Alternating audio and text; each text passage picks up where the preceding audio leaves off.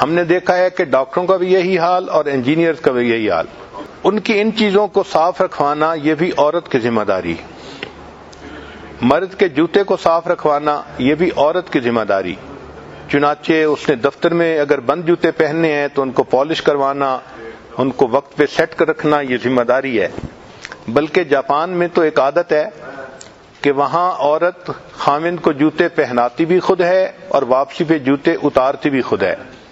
گھر کے باقی کاموں میں وہ میڈ کی ہیلپ لے لے گی، لیکن جتنی بھی مصروف ہوگی اس کو وہ اپنے لیے ریسپیکٹ سمجھتی ہے کہ جی میں وائف ہوں، یہ میرا رائٹ ہے. چنانچہ جب خاوند جانے لگتا ہے تو اس کے پاؤں میں جوتا وہ خود پہناتی ہے، اور جب خاوند گھر آتا ہے تو اس کے پاؤں سے جوتا خود نکالتی ہے. اس سوسائٹی میں اس کو ایک ریسپیکٹ کی چیز سمجھی جاتی ہے. تو بہرحال اس کے جوتوں کو کلین کروانا، کیونکہ اگر عورت خیال نہیں کرے گی تو مرد کے جوتے اتنے گندے ہوں گے کہ دیکھنے کے بھی قابل نہیں ہوں گے. پھر اگر آپ دیکھیں کہ جوتے اس کے گندے ہو گئے ہیں تو اس کو جوتے گفٹ کرے. مرد کو کپڑے گفٹ کرنا اس کے یا جوتے گفٹ کرنا، اس پر عورت کو نظر رکھنی چاہیے.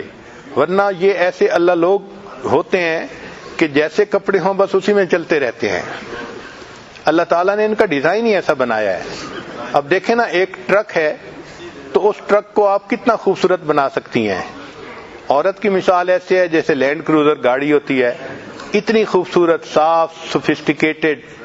اور مرد جو ہے وہ بیچارہ ٹرک ٹریلر کی مانند ہوتا ہے، بس اس کا کام لوڈ لے کے نکلنا ہوتا ہے. یہ جو گھر کا کام ہے عورت کو چاہیے کہ وہ اس کو روزانہ اپنی ذمہ داری سمجھ کے کرے. جیسے نماز عبادت ہے، گھر کے کام عورت کے لیے عبادت ہیں. مگر عجیب بات ہے کہ house work is what a woman does that no body notices unless you have not done it. اگر آپ گھر کو کلین نہ کریں پھر سب کو پتہ چل جاتا ہے کہ گھر کلین نہیں ہے، اور جب آپ روزانہ گھر کلین کرتی ہیں تو کوئی نوٹس بھی نہیں کرتا. مگر صحابیات کی زندگی کو دیکھیں تو وہ بھی سارا دن گھر کے کاموں میں مصروف رہا کرتی تھی. اس لیے اللہ تعالیٰ نے عورت کو خدمت کے ذریعے سے جنت دی ہے. حدیث مبارکہ میں ہے کہ سیدہ فاطمہ الزہرا رضی اللہ تعالیٰ عنہ جو خاتون جنت تھیں، وہ سارا دن اپنے گھر کے کام میں مصروف رہتی تھیں، اپنے ہاتھ سے روٹی پکاتی تھیں، برتن دھوتی تھیں. ان کے ہاتھوں میں گٹے پڑ گئے تھے، یعنی ہاتھ میں سخت جگہیں بن گئی تھیں محنت کرنے کی وجہ سے. سیدہ عائشہ صدیقہ رضی اللہ تعالیٰ عنہ جو ام المومنین ہے، نبی علیہ الصلوۃ والسلام کی لاڈلی تھیں، مگر وہ اپنے گھر میں چکی خود پیستی تھیں اور گندم کا آٹا خود بناتی تھیں.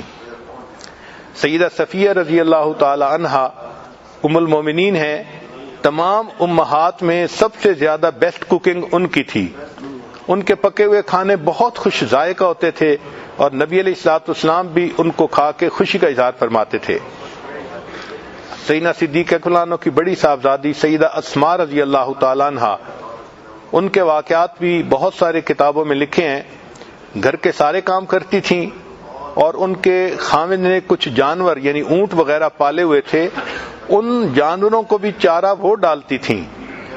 اور کئی مرتبہ اور کوئی کھانے کی چیز نہ ہوتی تو کھجور کی گٹھلیوں کو پیس کر ان جانوروں کو کھلایا کرتی تھیں.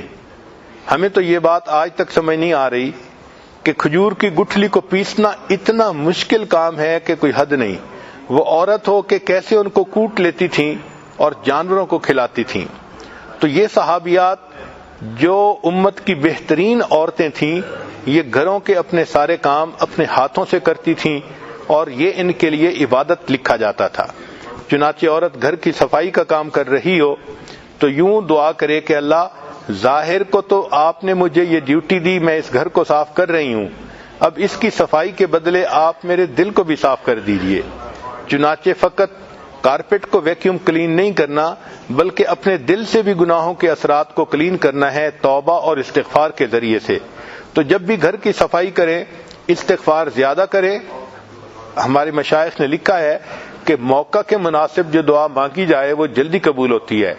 جیسے ہی آپ نے گھر کی صفائی شروع کی، اب استغفار کے ذریعے اپنے دل کی صفائی کی دعا بھی مانگیں تو اللہ تعالیٰ دلوں کو بھی صاف فرما دیں گے۔ چنانچہ بہت ساری عورتیں ایسی تھیں جو اپنے گھروں کو بھی صاف کرتی تھیں اور پھر مسجد نبوی کو بھی صاف کرتی تھیں۔ چنانچہ ایک ایسی خاتون تھیں کہ جو مسجد نبوی کی صفائی انہوں نے اپنے ذمے لی ہوئی تھی، اپنے ہسبینڈ کے ساتھ آ جاتی تھیں ایک ایسے وقت میں جب مرد نہیں ہوتے تھے اور مسجد کو پورا صاف کر دیتی تھیں۔ اس خاتون کا اتنا احترام تھا کہ نبی علیہ الصلوۃ والسلام نے فرمایا جب وہ بیمار ہو گئیں کہ اگر یہ عورت فوت ہو جائے تو مجھے ضرور بتایا جائے، اس کی نماز جنازہ میں خود پڑھاؤں گا۔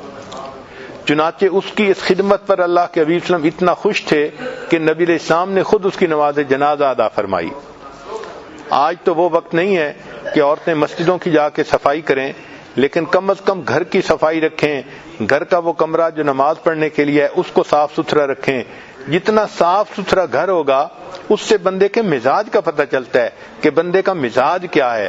جو اپنے تن کو صاف نہیں رکھ سکتا وہ بھلا اپنے من کو کیا صاف رکھے گا۔